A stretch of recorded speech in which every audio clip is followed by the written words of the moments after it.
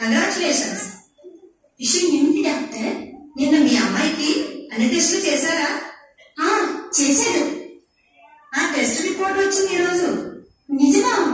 అక్షరాలా నిజం.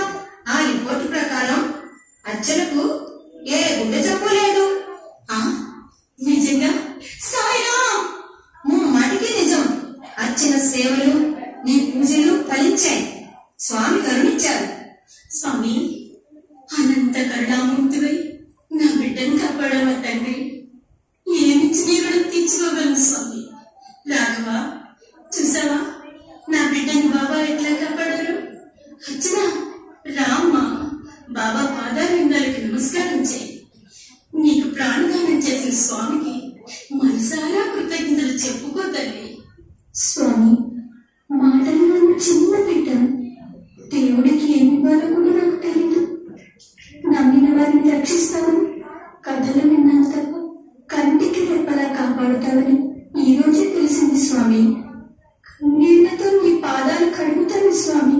నా జీవితం నీకే అంకితం చేస్తాను. నీ మాటే మందంగా నడుచుకుంటాను. ఎప్పుడు నా చెయ్యి వదలకు స్వామి. నీ రూపం చూడకుండా, నీ నామం స్మరించకుండా నేను ఉండలేను స్వామి, ఉండను.